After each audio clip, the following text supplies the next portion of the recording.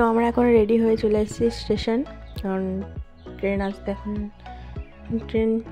এখন লেট আছে।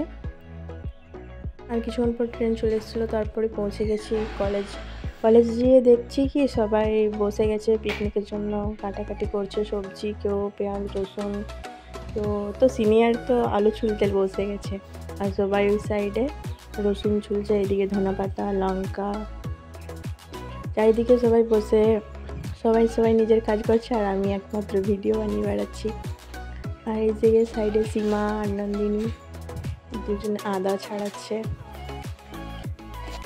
আর এখানের আওয়াজগুলো দিইনি কারণ এখানে অনেক চেঁচামেচি হচ্ছিলো। তারপরে আমাদেরকে ডেকে নেওয়া হলো ক্লাসের জন্য, বললো তোদের আজ ক্লাস আছে, যেতে হবে, ক্লাস করতে হবে। তারপর আমরা ক্লাসে বসে গেলাম। তো অনেক স্টুডেন্ট ছিল যারা আসেনি, তাদের জন্য ওয়েট করছিল, কিন্তু অনেকক্ষণ ওয়েট করার পর দেখলো কেউ এলো না, তো ক্লাস স্টার্ট হয়ে গেছিলো। তারপর ক্লাসটা কেমন হয়েছে তোমরাই দেখে নাও। ক্লাসটা শেষ হলো আপাতত, একদম বোরিং, কিছু বলার নেই, এত বোরিং লাগলো ক্লাস করে। এখন আমরা যাচ্ছি খাওয়া দাওয়া করার পর তারপর আসছি আবার, পরে দেখা হচ্ছে, বাই।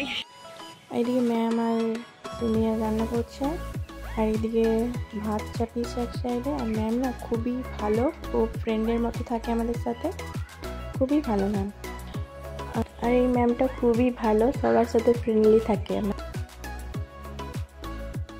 তারপর দিয়ে আমাদের স্টার্ট হয়ে গেল খাওয়া দাওয়া।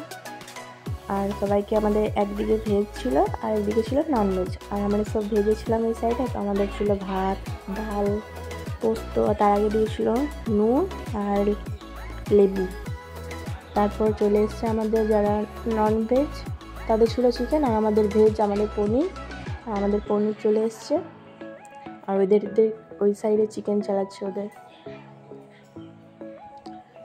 দিয়ে। সবাই খাওয়া দাওয়া, এদিকে আবার সিনিয়র বলছে ভিডিও বানাচ্ছিস, ভালো করে বানা। তারপর দেখো চলে এসছে মিষ্টি, চাটনি, হ্যাঁ আরেকটা আমাদেরকে শাকও দিয়েছিল, কিন্তু বলিনি, ভুলে গেছি বলতে। এই শাক দিয়েছিল কিছুক্ষণ। कुछ कहना चाहते हैं आप, कैसा था खाना, कैसा लगा?